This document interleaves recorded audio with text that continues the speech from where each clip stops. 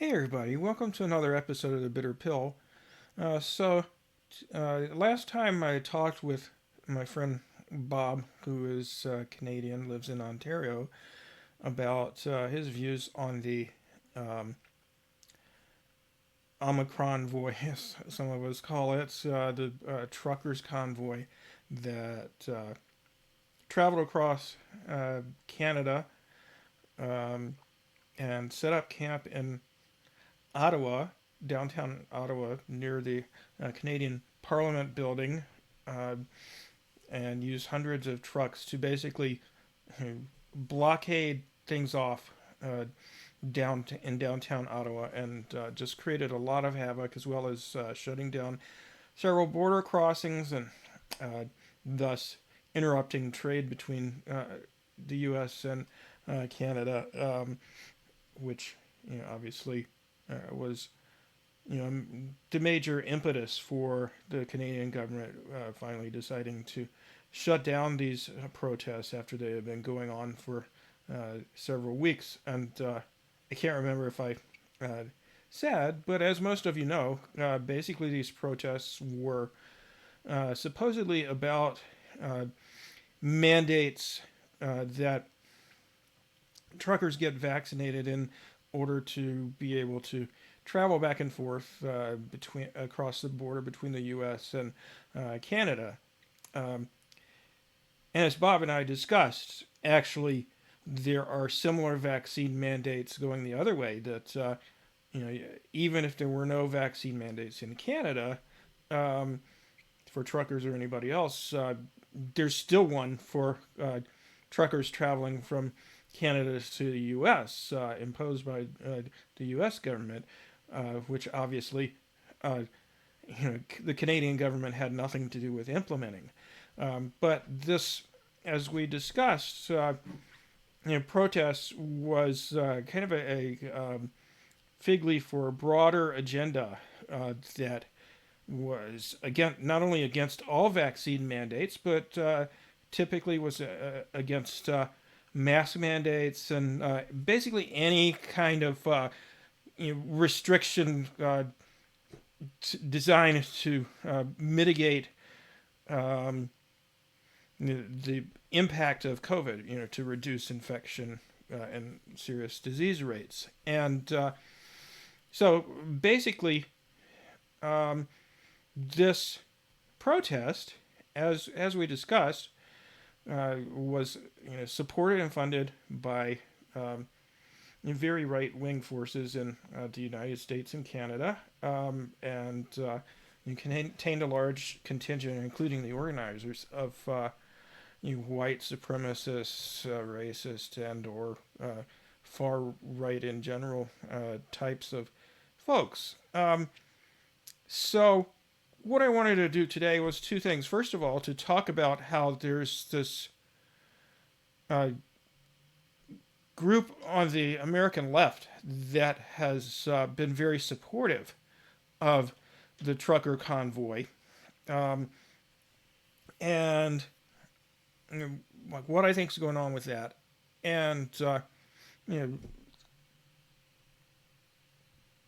go into a lot more detail about the precise nature and character of these protests and where their support is coming from, as well as talk in detail about how the Canadian people, including groups like the labor movement and indigenous organizations and you know, leftist groups like the Canadian Communist Party and so forth, how they feel about it, and also talk about in detail about what some of the things that have happened during this protest are, and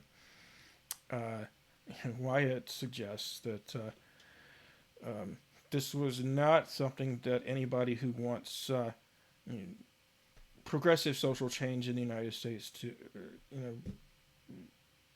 should support. Um, and I was gonna talk in detail about this group of people in the United States on the left, or they say they're on the left. And I think most of them are. who are supportive of these protests, who in general are very anti-vaccine mandate. Many of them are, in fact, anti-vax, and maybe against some are, against other COVID measures as well, like the leadership and many of the rank and file of these protests in Canada. Um, and rather than talk about them in detail, I just want to give a brief summary, and maybe I'll go into details on those people in a tweet thread or something. But just in the interest of time, I want to just briefly summarize that aspect of it, which I call the Ostrich Left, because of this tendency to kind of bury their heads in the sand and not look at certain realities, like the severity of COVID, how much serious illness and death and long-term disability and so forth it's causing, and basically what a major threat it is, to the working class in a society like the United States that really hasn't done enough to keep it in check. And this tendency to you minimize the efficacy of vaccines against COVID, which in many ways have been very effective, but a lot of these folks like to say otherwise. And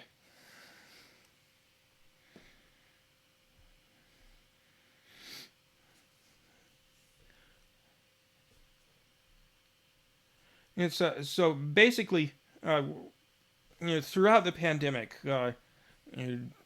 folks on the left who take this perspective, well, really, there's two groups.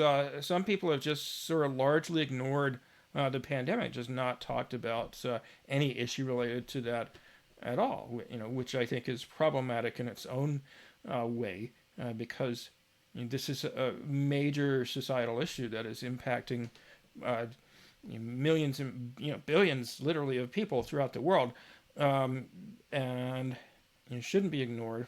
And then there's this other group, people like Jimmy Dore and Max Blumenthal, and many others that I could name, who've actively supported protests against vaccine mandates in general, claims that they constituted a workers' movement, claimed that there was this big threat from vaccine mandates to cause major job loss, which hasn't turned out to be the case, and engaged in various ad hominem attacks on those of us who have who have supported vaccine mandates and mass mandates and other COVID control measures, and oppose these protests. Calling us establishment and big pharma bootlickers who are brainwashed by corporate media and the like, and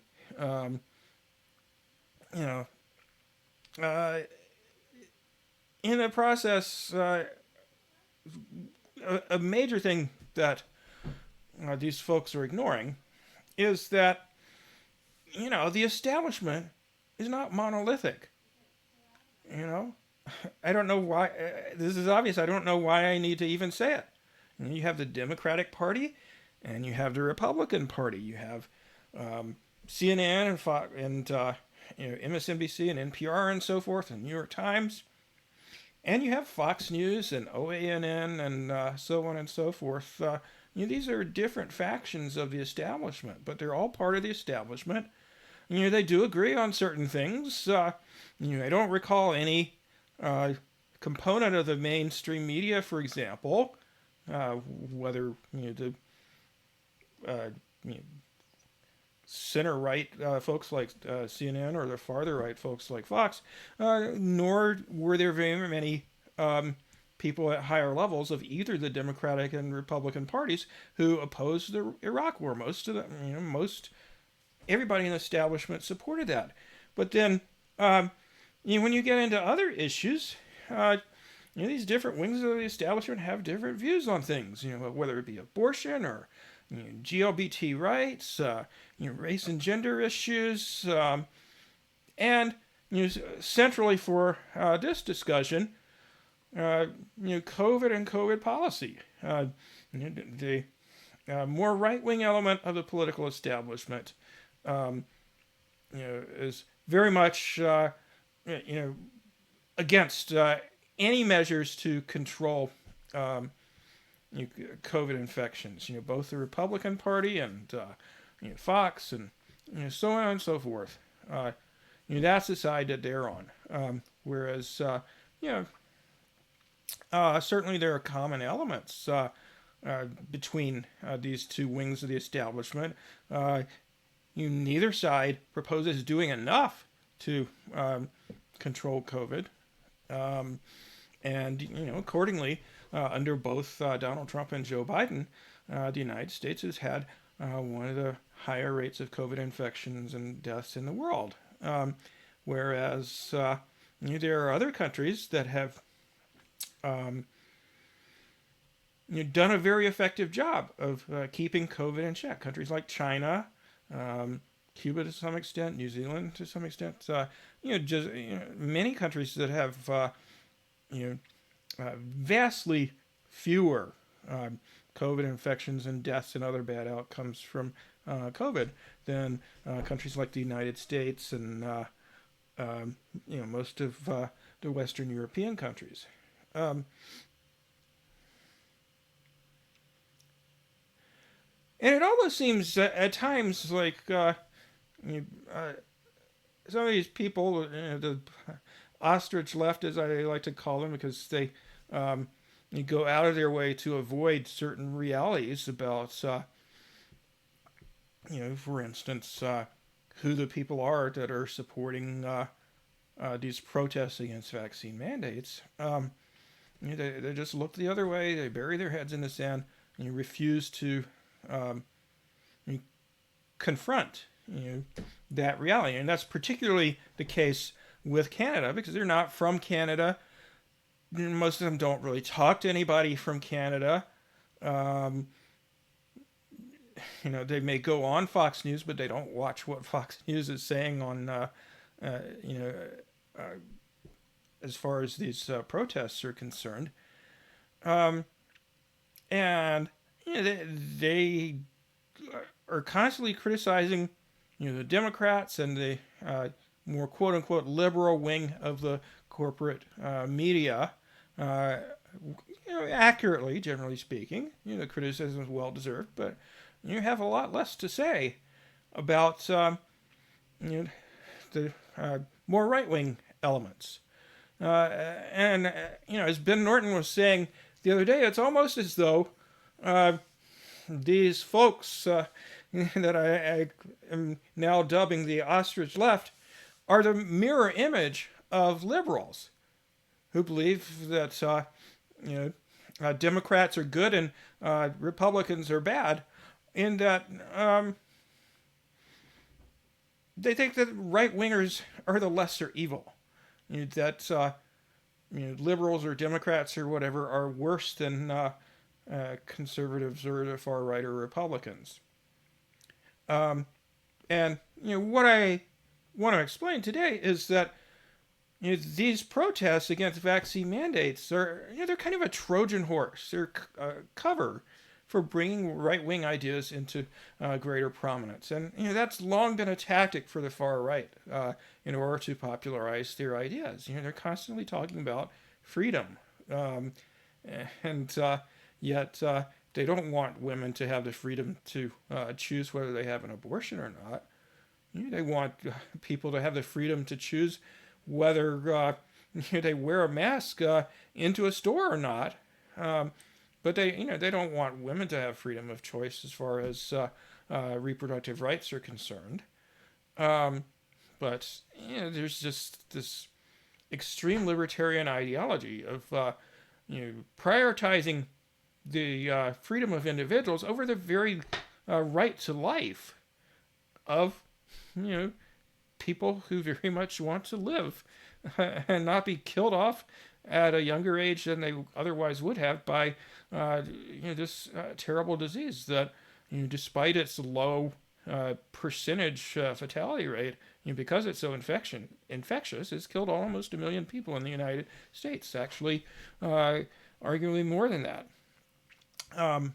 But anyway, I want to start by taking a closer look at what these truck convoy protesters have done and who they are, according to people on the ground in Canada who have observed them firsthand.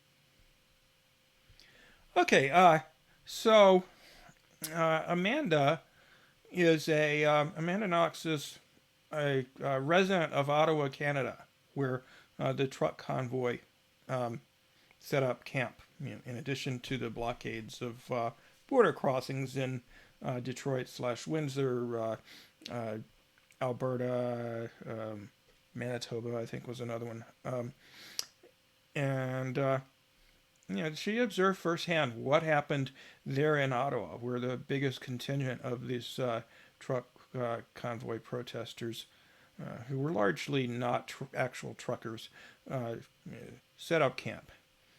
She says, well, I didn't think I'd get called authoritarian first thing in the morning, but it is what it is. Listen, if you're commenting on what's happening in Ottawa and you don't live in Ottawa, remember that you might be missing some key facts about this occupation. And again, I just want to stress, none of the people in the American left, obviously by definition, live in Canada. I don't get the sense that they talk much to people from Canada, and they have chosen not to look into it further and get a sense of what's going on from people who've witnessed it firsthand. So she goes on to say, you might see this as a workers' strike, but it isn't. And by the way, I think Amanda herself is a healthcare worker. I got that impression, even though she doesn't mention that in this particular thread. First, nearly all truckers are fully vaccinated. Something like 90%. Second, nearly all are still working their jobs right now. Only a small few have played any significant role in this occupation or various blockades around the country. Third, and most importantly, the majority of people crowding the streets of Ottawa right now aren't truckers, nor are they necessarily fighting for the same things. This occupation has attracted all sorts of different ideologies. It stopped being about mandates ages ago. The, quote, leaders of this occupation have not only demanded all COVID-related mandates in, but have also demanded Justin Trudeau's resignation and have officially offered to form a coalition party with two other currently elected parties. That is an attempt to overthrow democracy. And just to interject here, Canada had a national election back in September where one of the major campaign issues was vaccine and other mandates. Justin Trudeau of the Liberal Party, the Premier of Canada, made vaccine mandates a central part of his campaign platform. As did the New Democratic Party, the party somewhat to the left of the Liberals. That's basically Canada's third party, but they're a much bigger, more broadly supported party than, for instance, the Green Party in the United States, and have even they actually govern a couple of provinces in Canada and have in the past. But anyway, they had an election. Trudeau and the Liberals won. And with, they formed a minority government, but, they didn't win a majority of the votes. But, in combination, with other parties to the left of center, or to the left of center right, if you want to say that, about the Liberal Party in Canada. Um, they had the majority of the votes. So the voters in Canada, the majority of them, supported vaccine mandates and the other policies of the Liberal Party more than they did the Conservative Party. So she goes on to say, using vaccine mandates as cover was a smart idea on the part of the truck convoy organizers. It got a lot of people on board. Because even though roughly 75 to 80% of Canadians support vaccine mandates, the rest do not. But there's been an entire movement beneath it with far more sinister goals. The quote, leaders are not truckers, but alt-right figures with ties to white supremacy organizations. And we'll get into details about who those folks are in a little bit. The shots you see on TV of people peacefully partying in front of Parliament Hill for the last 19 days are only part of the story. They get a lot of attention because that's where the action is. But this is a well-orchestrated takeover of a city. They have satellite camps. These camps are a few kilometers away from downtown. There are tents, kitchens, porta potties, etc. There are refueling stations, meeting strategizing spots, and rest areas for occupiers. They smuggle gas from these areas to trucks downtown. The other heartbreaking thing you're not seeing is what business and downtown residents, roughly 50,000 of them, have to deal with.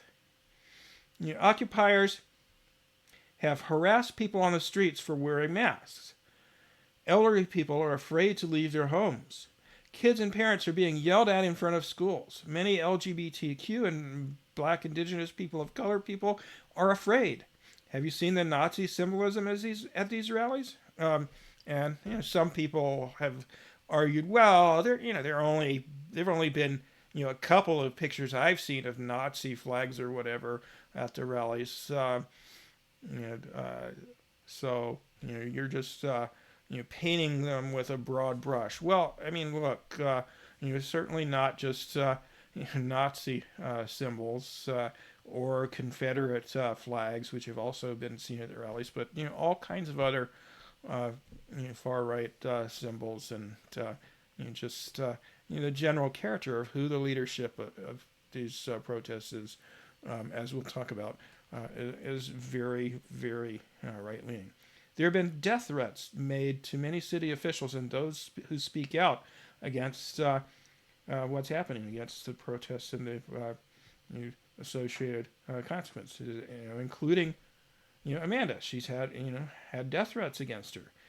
2 people attempted to set an apartment building on fire in Ottawa after taping the front door handles shut.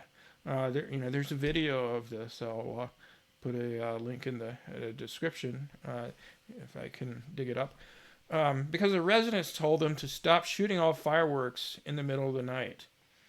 That's just one horrific situation. Oh, I'm not done. Big truck rig horns blaring day and night until a court injunction mostly quieted them down. Kids couldn't sleep. People couldn't function. They're still dealing with the diesel fumes in neighborhoods, which are highly toxic. It's day 19. Let's remember that. This was on February 15th, and the occupation was in Ottawa was not ended until I believe it was the 19th, over the weekend. So yeah, one of the major complaints that Ottawa residents made was that these truckers were blaring their horns at all hours of the night. Not only truckers, but owners of trucks,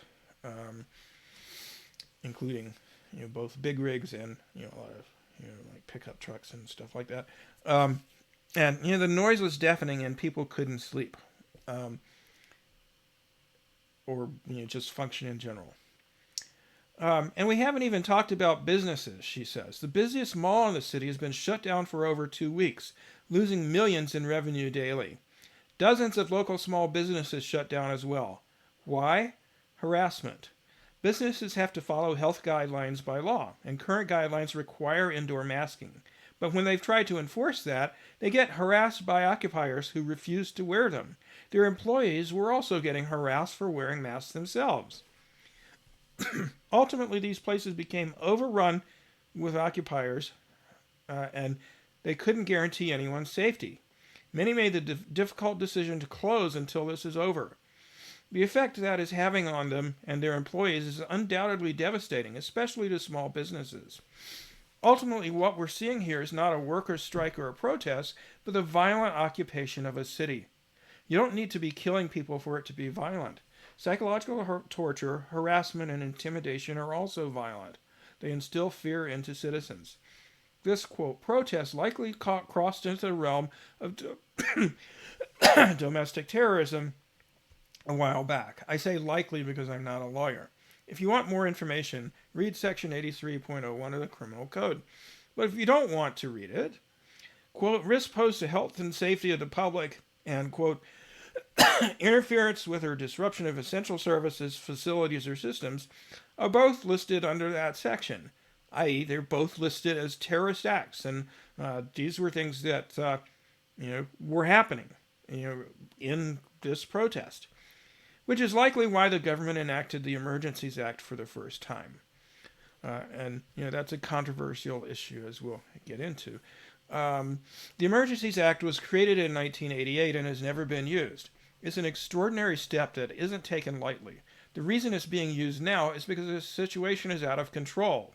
Ottawa is under siege and our democracy is at risk. Again, the organizers of the protest actually put out a document calling for the elected government of Canada to resign unless they acceded to their demands and abolished all COVID mitigation policies of every sort, not just vaccine mandates, but the whole ball of wax.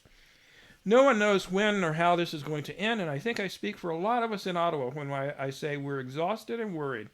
Calling us, quote, authoritarian for supporting an end to this occupation minimizes what we've been living through and what's happening to our country. I encourage you to read local Ottawa media and follow more Ottawa people, especially those who live downtown, to find out more about what's happening here. I love my city, I love freedom, I believe in protests, but I don't believe in terrorism. Just watching this thread go mini viral and anticipating the usual awfulness that always ensues. Okay.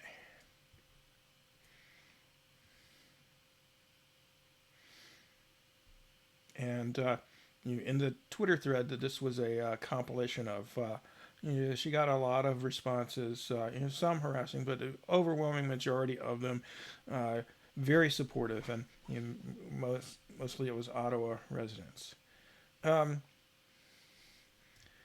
Another account from a Ottawa resident.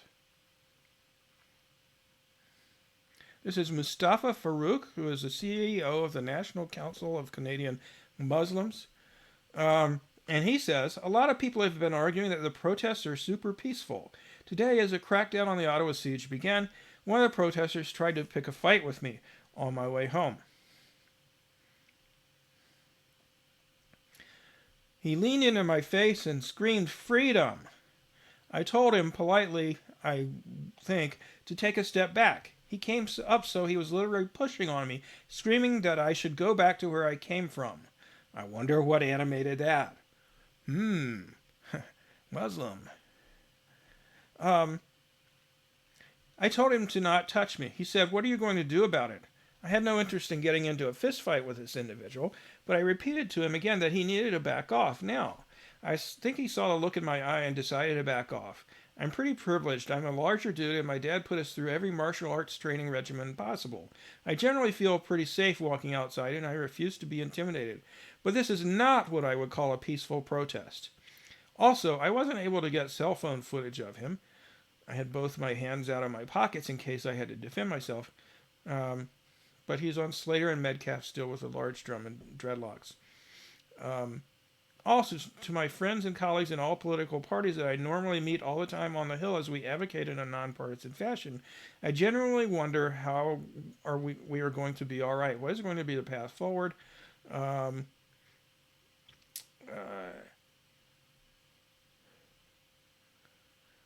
Okay. Um, and Amanda, who I read the earlier thread from, was one of many who were supportive. Registered nurse, doctor, and many others expressed their support and sorrow at his harassment. Um, Here's one of the organizers of the protests. You know, what a fun guy this guy is.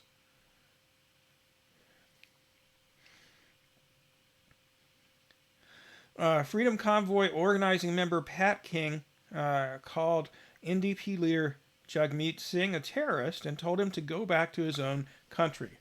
Again, the New Democratic Party is the third leading party in Canada, one of the three major parties.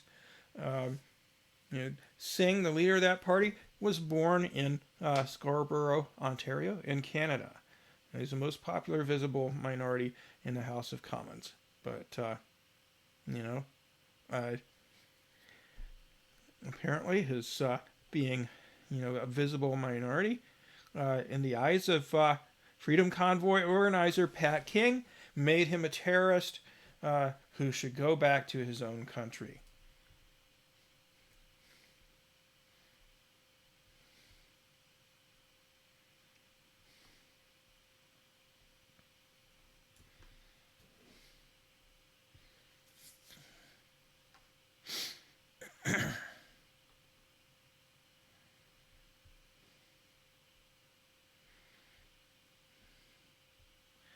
We're closing early tonight. The owner of a local ice cream shop in Ottawa said um, at 6:30 p.m. and staying closed over the weekend until Wednesday, February 9th.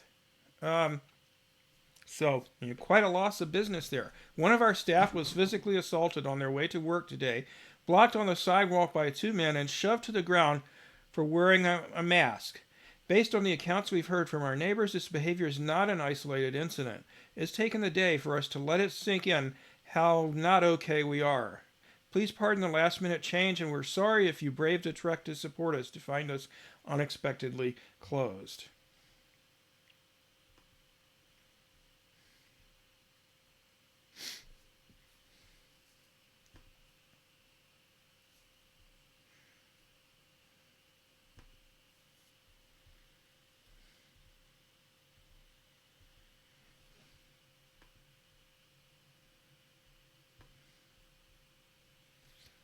Okay, hold on just a second here.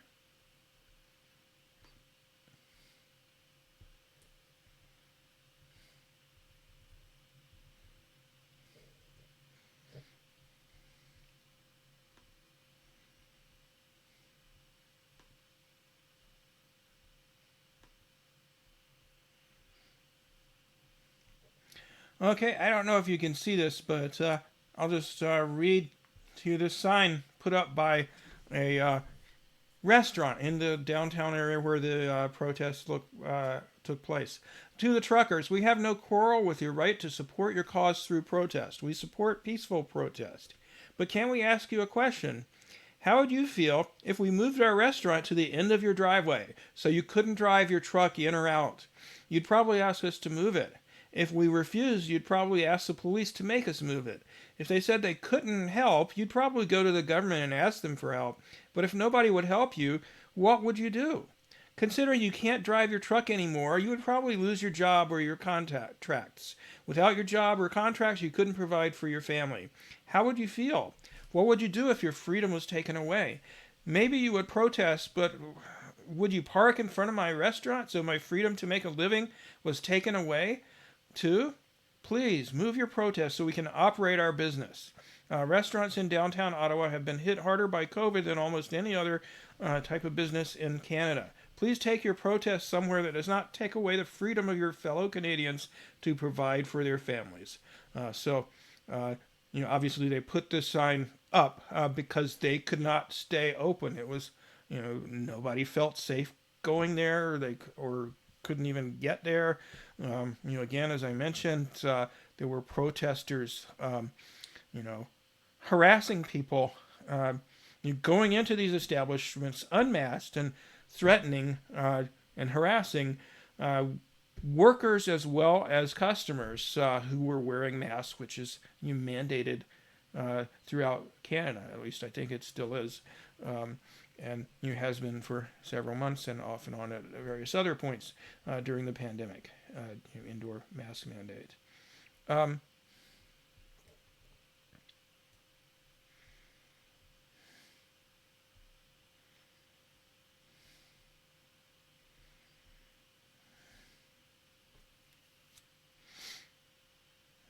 Okay, I have some interviews with Ottawa residents here. I think, in the interest of time, I'll just put them in the video description. Um,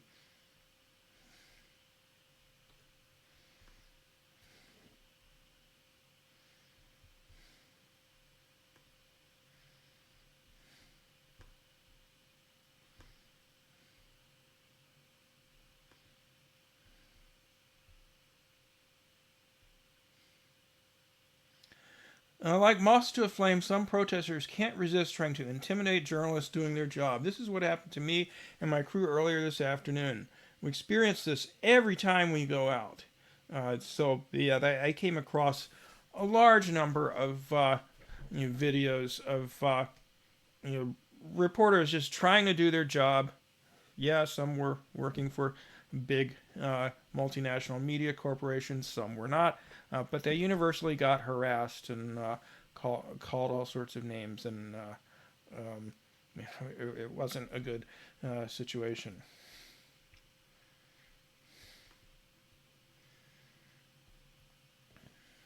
I'm not sure what this one is.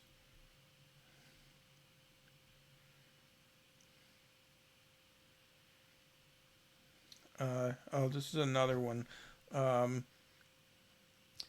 Protesters surrounded us, yelled fake news, lies, Nazi, disrupted Glenn's live hit. One guy spat at us and then followed us as we left. Um, this is somebody from CTV, um,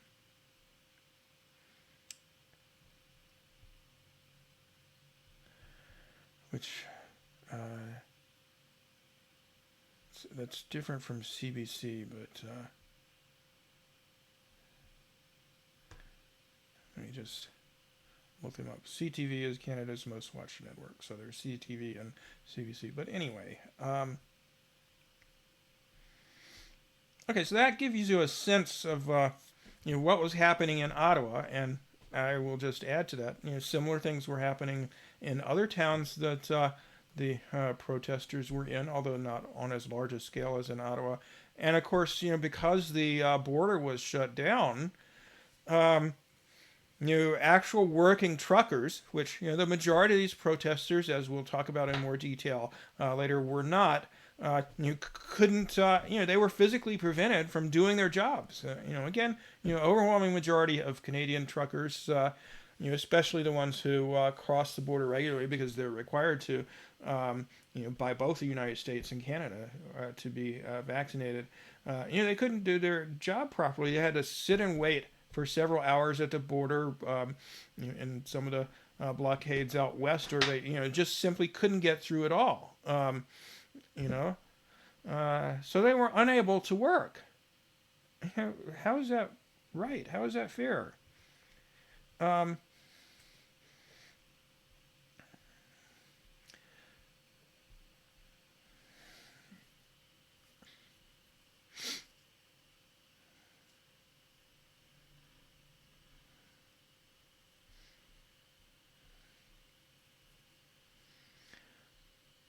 okay, well, let's get into talking in more detail about who these protesters and organizers of the protests and uh, supporters from from Canada and the United States were.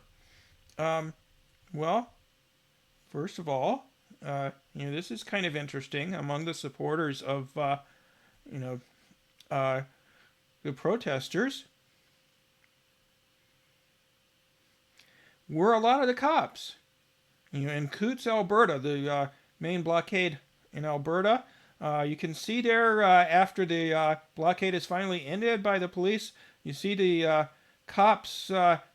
It's like a greeting line after a you know soccer or football or basketball game. The coaches and players shake each other's hands and so forth. Here's the cops and the protesters, greeting each other, shaking each other's hands, hugging them, having really warm feelings toward each other. Um,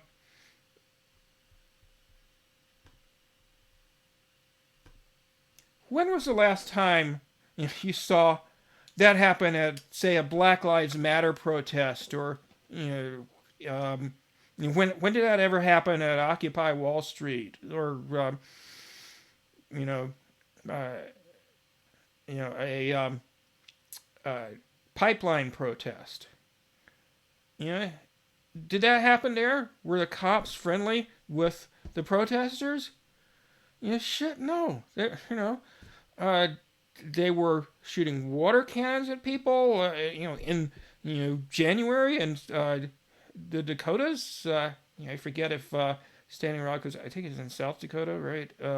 Anyway, shooting protesters with rubber bullets and beating the shit out of people, sicking dogs on them, and so forth. Similar things happened with Black Lives Matter, where the cops were shooting rubber bullets at people, beating them, running into them with their cars, or letting uh, hostile drivers do so, passing by. They were tear gassing them, arresting them en masse without any legitimate charge. In the overwhelming majority of cases, that they were even attacking and arresting journalists and medics and so on and so forth. That did not happen at these truck convoy anti-mandate protests in Canada. The cops, comparatively speaking, were relatively gentle with the protesters, because a lot of the cops fucking agreed with them. That's why the government, and we could certainly debate whether the Emergencies Act was necessary, and we'll elaborate on that a little more later. First time first time ever that particular version of that type of government assertion of authority has taken place in Canada. We can talk about whether that was needed or not, but we already went through how difficult the convoy made life for the residents of Ottawa, making their life a living hell. It was not a peaceful protest. The residents were fed up. They demanded that the government do something, and the cops in Ottawa and elsewhere did not do anything to the protesters for weeks, until finally the government stepped in and said, "You got to end this," and they implemented the Emergencies Act, which, among other things, allowed the government to have banks freeze the accounts of leaders of the protests, which cut off these millions of dollars in funds that were coming in from the United States and Canada and assorted other places, that were enabling these folks to take more than 3 weeks off of whatever work they had, to sit there and burn diesel fuel, idling there in Ottawa and elsewhere, clogging up life. And so, as a result of that outcry, the government decided to take that action. And again, there's certainly debate to be had over whether the protests could have been ended with less drastic sort of legal action.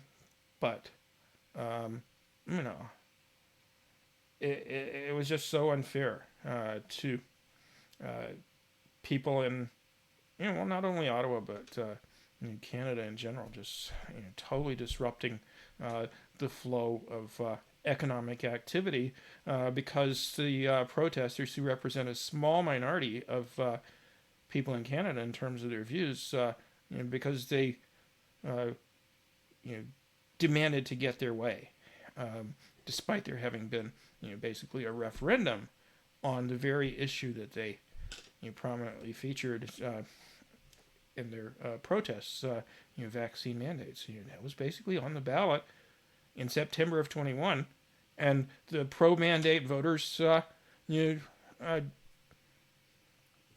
you know, that's who won the election, was the political parties that supported mandates.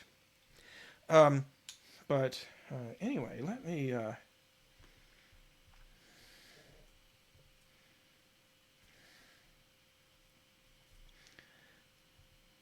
take you through some of the other stuff here.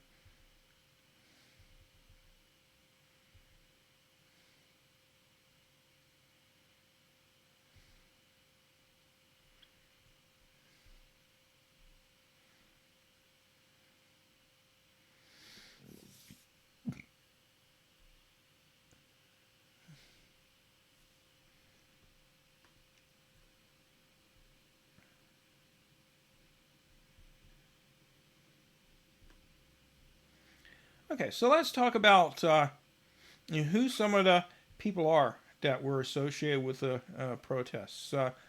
And somebody who was in favor of the mandates responded to me when I posted this article on Twitter saying, "Oh, these folks like you are always presenting these scary photos of protesters wearing masks." And I was like, "Well, this is the only such photo I've ever seen." And I've looked at dozens of articles about the protests, so I'm not sure what you're talking about. Um, and in fact, the other 10 photos in this article don't show anybody wearing a scary mask that you would use if it was cold outside, which this time of year it definitely is in Canada. But notice something else about the picture. You notice the hat that this person is wearing. It says Canada First. Well, what exactly is Canada First? Well, Canada First is a far right group in Canada that was founded just early last year. Um, and the reason it was founded is that the Proud Boys broke up. The Proud Boys, being a white supremacist organization that was founded by a Canadian, Gavin McInnes, and still exists in the United States, and existed in Canada, obviously, until they got so much, they got criticized, got so much flack that they disbanded and pretended like they were not going to do anything else, and suddenly, poof, arising from the ashes was this group, Canada First, which many of the same people belong to. And perhaps it won't surprise you to know that among them were leaders of the convoy. And we'll talk about some of the other associations of the protesters and their supporters in a moment.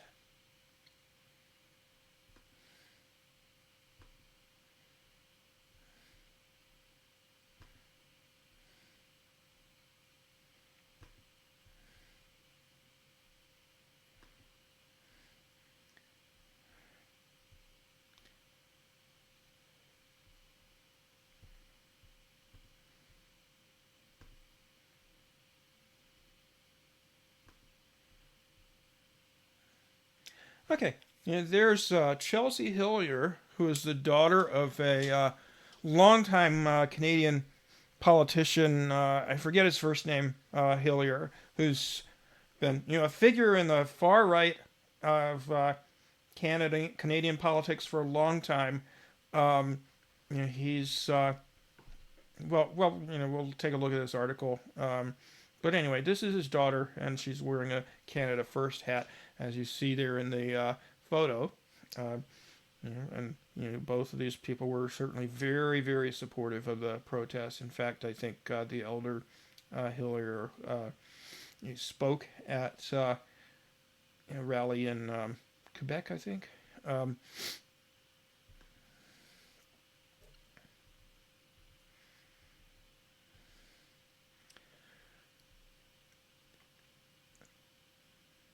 uh, this photo is of a woman named Candice Bergen, who is the current leader of the Canadian Conservative Party, which is you know, one of the two biggest parties in Canada. It's the more right-leaning of the two major parties. Liberals being the less right-leaning, I guess you could say, more centrist sort of party. So look at the hat she's wearing there. Make America Great Again. Does that slogan sound familiar? Well, I mean, she's a very big Trump supporter, obviously. Um, and a very big supporter of the convoy, as are many of her colleagues in the Conservative Party. Um, I don't know of any politicians in the Liberal or New Democratic parties who supported the truckers' convoy. Um, as far as people in Parliament, it was, as far as I know, just politicians in the right-wing parties that were supporting it.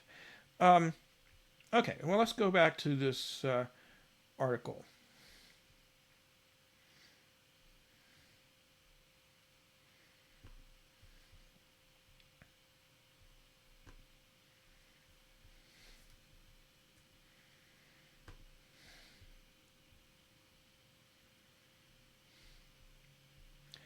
Meet the extremists and social media influencers at the center of the far right siege of Ottawa.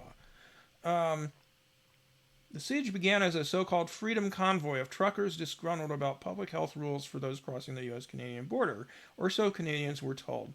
Uh, okay, so stuff that I've already talked about. 90% of Canadian truckers are vaccinated.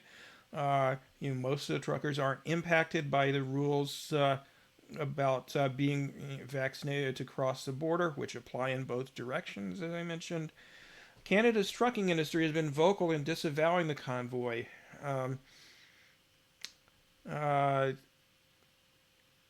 some, like Conservative Leadership Canada Pierre Poilievre, have sought to downplay extremist elements within the protests as just a few bad apples, which is what uh, Ostrich Left in the United States does, to the extent that they even know anything at all about the details of these protests and who's involved, which I don't get the impression most of them know a fucking thing about them. Um, Many of the group's organizers and participants are drawn from the same old cast of characters. Um, so the Freedom Convoy, quote unquote, was originally organized by a group called Canada Unity, which was founded by a man named James Bowder. Bowder is linked to far-right Yellow Vest groups and has harassed picketing oil refinery workers. So in other words, uh, rather than being linked to the labor movement, this James Bowder fellow harasses labor rights activists. And you may recall that the Yellow Vest movement in Canada, in France, where it started, was protesting for a lot of good things. They were protesting against gas tax hikes. They were protesting for a living wage and various other positive changes. Um, it was kind of mixed politically in terms of who was involved, but basically for the most part, the Yellow Vest protests in France had a pretty progressive agenda. Not so the Yellow Vest groups in Canada. They were very right wing. Bowder is an author of the convoy's, quote, memorandum of understanding that calls for overthrowing Canada's democratic government and replacing it with an unelected junta consisting of convoy leaders, the Senate, and the Governor General. Other top organizers include Benjamin Dichter, a failed conservative and People's Party Canada, who recently stated he welcomes the Confederate flag in Ottawa, as well as Pat King, who I mentioned previously, a far-right figure who has previously broadcasted rants about the, quote, depopulation of the Caucasian race and suggested the only way the convoy to Ottawa would be solved is with bullets. And by the way, the People's Party in Canada, unlike the People's Party in the United States, which was ostensibly, an effort to form a left-leaning third party in the United States, and now it seems to be falling apart because of corruption in the leadership and so forth. But topic for another time. The People's Party in Canada is a party for people who don't think the Canadian Conservative Party, which is somewhat similar to the Republican Party here, although politically, I guess you could say it's kind of a hybrid of the mainstream Democrats and the less, the Republicans in general in the United States. Certainly Canada has universal health care, and conservatives mostly don't want to get rid of that. But they are very conservative. But the People's Party is a party for Canadian politicians who think that the Conservative Party is too far to the left, basically. They are the most reactionary organized political party in Canada. One of the most visible political figures during the siege has been Randy Hillier. That's his name that I was trying to think of earlier, his first name. An independent Ontario member of Parliament who was kicked out of Doug Ford's Conservative Party, Doug Ford being the Premier of Ontario a few years ago. Hillier is getting ready to run under his newly created Ontario First Party in this spring's election. So, Canada first, Ontario first, that's a white supremacist party. Over the weekend, while standing on the steps of Parliament Hill, Hillier delivered a dangerous speech that likened the convoy's struggle to that of Canadian soldiers fighting at Vimy Ridge. I'm not sure what that is. He then told his supporters, "This is a hill we die on." Hillier appears to be leveraging connections from No More Lockdowns, a group he founded in response to COVID-19 public health restrictions. The group's corporate records list his daughter, Chelsea Hillier, who I mentioned earlier, a failed People's Party Canada, as a for-profit company's sole proprietor. Other top organizers include individuals with police and military backgrounds, which may help explain their unusual strategies and tactics, including the establishment of elaborate bases and supply lines. One such organizer, Tom Quiggin, is a former RCMP and intelligence officer and taught at the Royal Military College. Quiggin has spoken at events hosted by the right-wing Manning Center, which is kind of a right-wing think tank in Canada, where he falsely claimed that the Quebec City mosque targeted by a far-right terrorist in 2017 was itself helping terrorists. Henry Hildebrand, a doomsday preacher from Ontario, close ally of Hillier and his No More Lockdowns group. He stated that he believes the support he is receiving opposing COVID-19 public health measures are the fulfillment of an apocalyptic prophecy and a sign that, quote, the end is coming.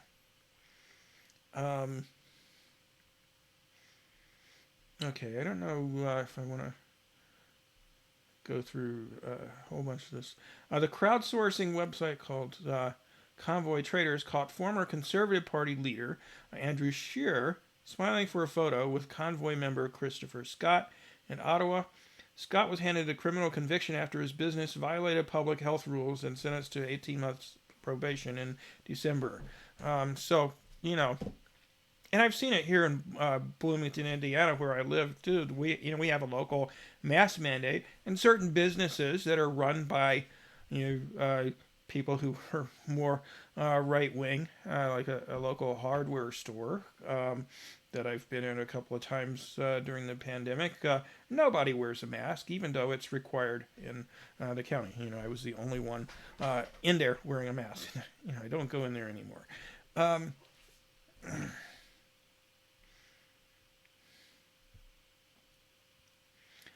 Okay, several members of the so-called Plaid Army, a neo-fascist group that wishes to stage a violent revolution to establish a new, quote, diagolon country, joining the Canadian West with parts of the United States. In other words, this is literally a Canadian separatist movement. They think, Eastern Canada and British Columbia, the far west of Canada, are too liberal for them, and they want to split off and join the United States. Um, Members of Canada First were seen at the Ottawa protest. Tyler Russell, the group's leader, was there, along with a man from Canada First who was charged with assaulting Justin Trudeau during the election campaign. He threw rocks at him. Russell was spotted in a red Canada First hat yelling at police during a raid on the protesters' illegal command base established at the baseball stadium. There are all these people that they mention. Tamara Leak, I don't know how you say your last name, is one of the lead organizers of the convoy. And she is involved with the Maverick Party and Wexit, who are part of this secessionist movement that are trying to break away Alberta and Saskatchewan and other western provinces from the rest of Canada. QAnon is involved. And of course, they were very much a part of the January 6th protests at the U.S. Capitol. And, in fact, many of the people who protested at the January 6th, they call it an insurrection here. It was most certainly an attempt to overturn the results of the 2020 U.S. presidential election. So in that sense, it was an insurrection, even though it wasn't as violent as we think of insurrections as being. It was still an attempt to overthrow the government, and a lot of the people who were involved in that were seen in Ottawa.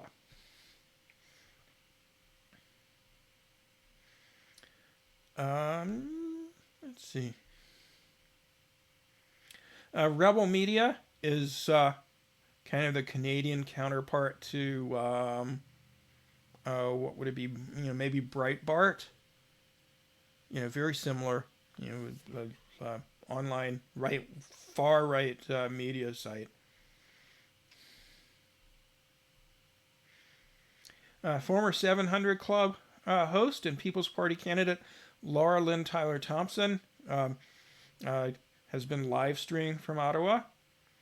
Another live streamer is a People's Party supporter. They're in downtown Ottawa.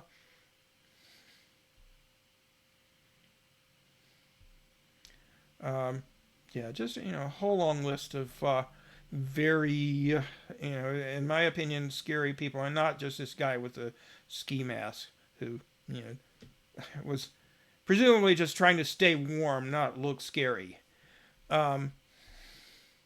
So,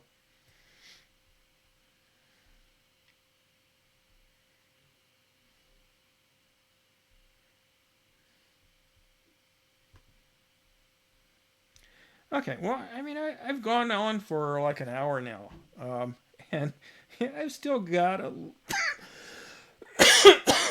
I'm sorry. I've still got a lot of stuff I want to talk about. But let me just talk about a couple more things here, and then I'm going to maybe stop this and do a second part tomorrow, or maybe I'll record it later tonight. Um, because I just wanted to talk, in contrast to who's I want to talk a little more about who's supporting this, um, and then we'll talk about how the Canadian public seems to feel about it.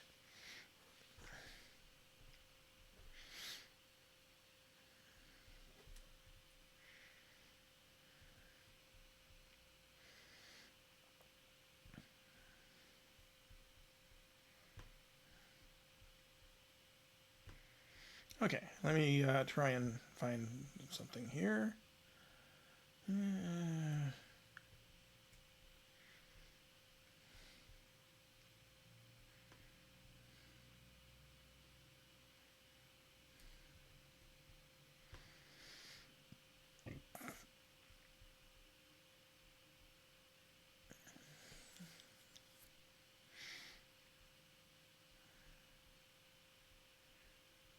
Shoot, where are you, Tucker?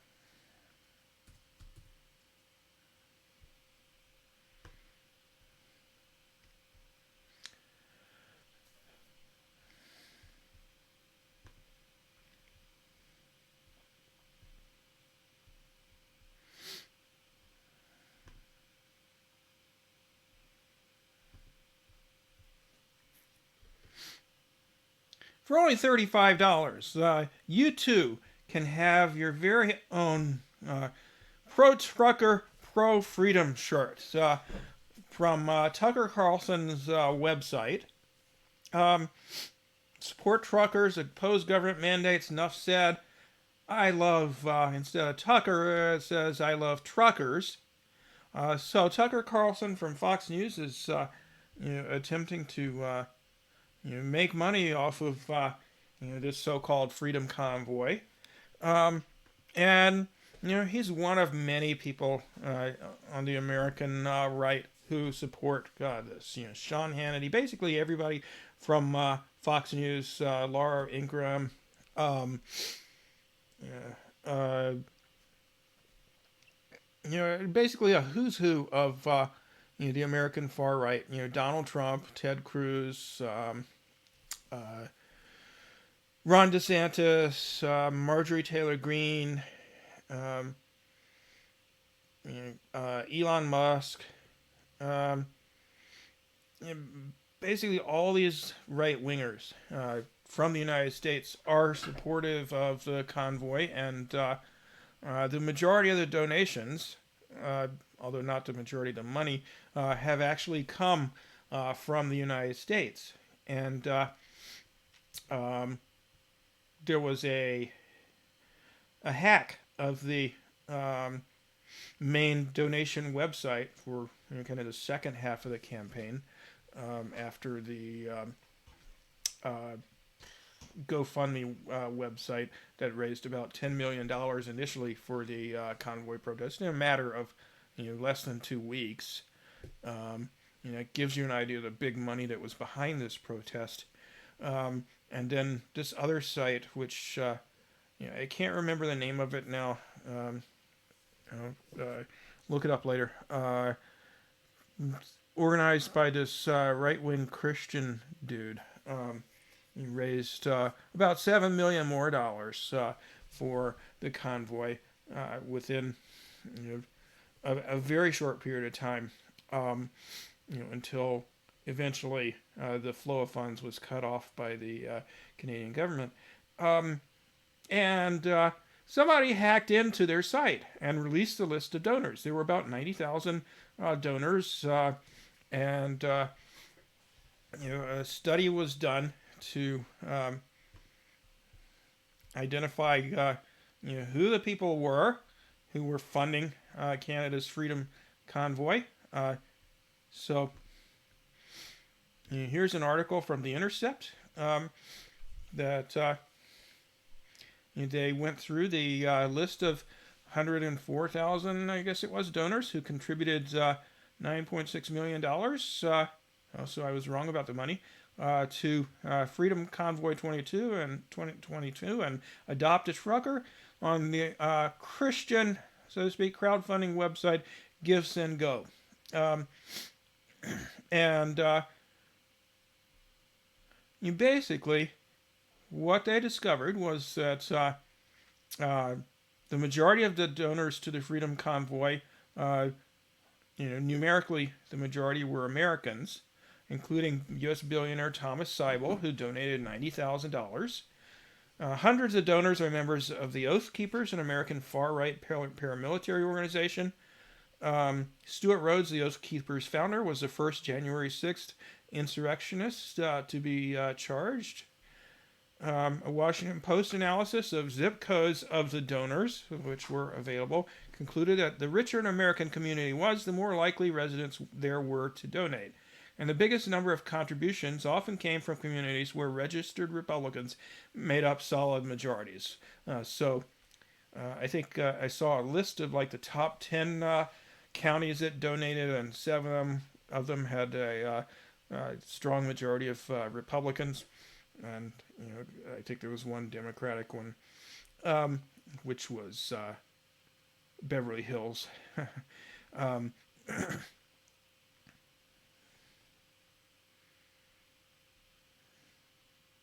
Thousands of donors gave money to various anti-vaccine causes promoted by Project Veritas, a far-right group known for deceptively editing videos of its undercover operations. On Monday, The Intercept reported that Project Veritas has collaborated on a video project with America's Frontline Doctors, a major anti-vaccine propaganda group that works with telehealth companies to rake in millions of dollars selling bogus treatments for COVID-19.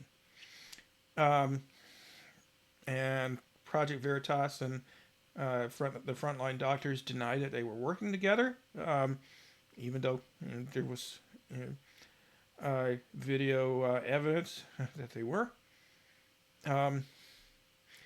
Thousands more of the donors helped fund efforts to overturn Biden's victory over Donald Trump, donated in support of Kyle Rittenhouse.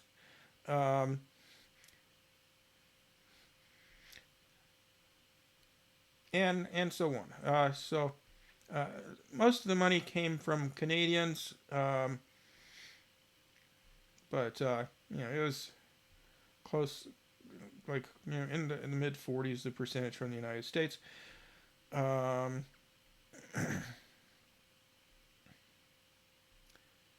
And a similar story in Canada. A bunch of rich people. Let's see if there's anything else here.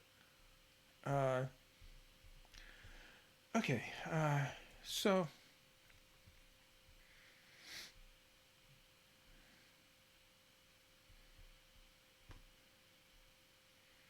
I think I'm probably going to end here pretty soon and pick this up and a part 2. So basically, what I've shown you here is pretty overwhelming evidence that the bulk of the organizing and support, both financial and political, for this convoy came from the United States and Canada, and specifically from very right-wing elements in the United States and Canada. And I've also talked about how this was not a peaceful protest. It not only created economic havoc, which you might expect an effective protest to do, of course, like a strike or something like that. But in addition, involved just a huge amount of harassment and really bullying that amounted to terrorism. According to actual legal definitions of terrorism against residents of Ottawa and perhaps some other places, made it difficult for the truckers who do rely on going back and forth across the border in order to make their living. Made it difficult for them to work. And meanwhile, um, these folks in uh, Ottawa and other places, most of whom were not actually truckers, but some of them were, but you know, um, many were owners of their own rigs, so they weren't working for a trucking company, or they were themselves owners of a trucking company other than just their own rig.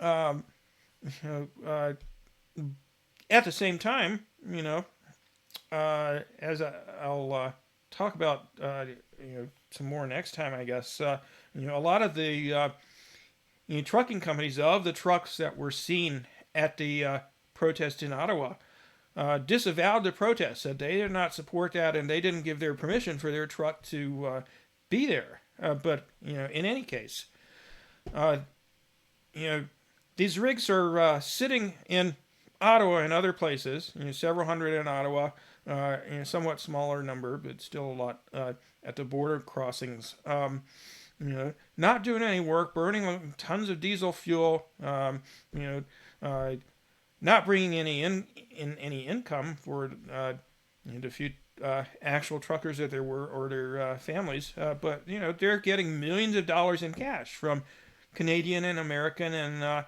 some other donors, you know, where they could basically take a 3.5 week vacation to disrupt people's lives and essentially try to hold Canada hostage to have demands met that are not supported by the majority, by far not by the majority of the Canadian people. And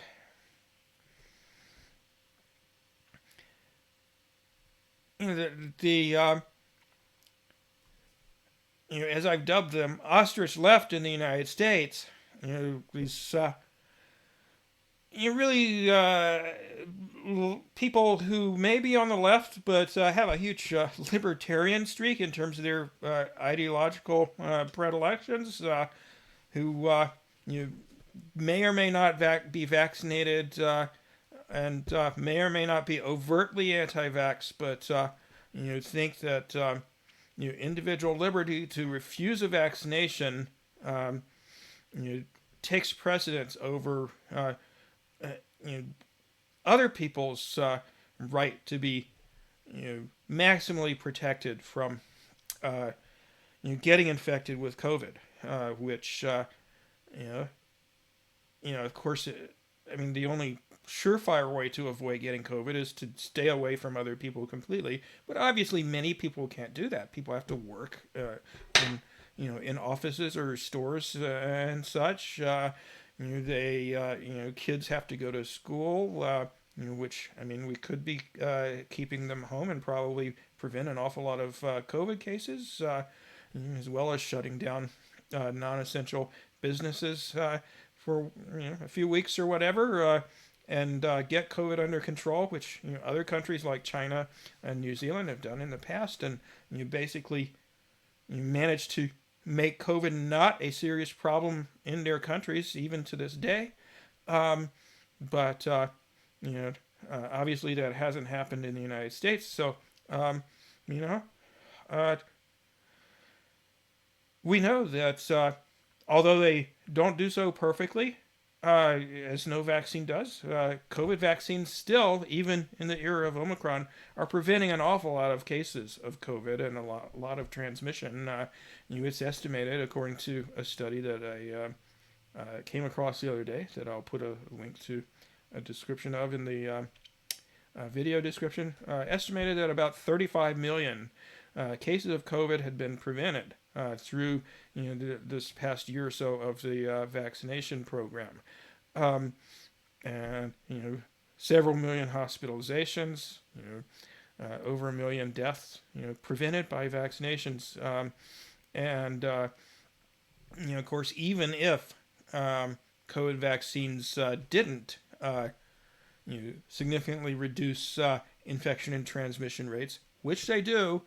YouTube, just to let you know, so you don't try to censor me again. I'm saying they do work, in not only preventing lots and lots of serious illnesses and deaths, but also preventing a lot of infections. Um, and you know, these anti-mandate folks say, no, no, no. People should have the right to, you know, be around other people unvaccinated and perhaps unmasked and put them at increased risk. And they just ignore the rights of people who would rather not be put at increased risk. The overwhelming majority of their coworkers or fellow customers and businesses and so on and so forth. So next time, what I want to talk about in more detail is just who are the opponents of these protests that took place in Canada, and how do we size up, the amount of support and opposition to them, and who is opposing them, and why they're opposing them, and how people think in Canada, think about the manner in which the Canadian government brought these protests to an end. And again, unlike the Ostrich Left, I see COVID as a very serious problem, especially in countries like the United States, that other than vaccinating approximately 64% of people so far, really haven't done very much recently to try and control COVID outbreaks. Just within the past few months, when Omicron has come along, more than 100,000 people have died just since December. And I don't know about you, but of course, all the long-term illness, certainly, many times the number of people who die from COVID either get seriously ill, wind up in the hospital, or experience long-term illness as a result. I'm sorry, but I don't see how anyone who is humane or compassionate or empathetic, which are qualities that people on the left are supposed to have, can be opposed to measures to keep us safer from this virus. I don't understand that. That makes no fucking sense to me. You're not looking at reality. You're like the people in the movie Don't Look Up, who denied that the comet was heading for the Earth and about to destroy it. You're denying that COVID is a serious threat to human societies throughout the world, and you're very wrong. So next time I will talk in more detail about the political opposition to these protests in Canada. So I will see you then.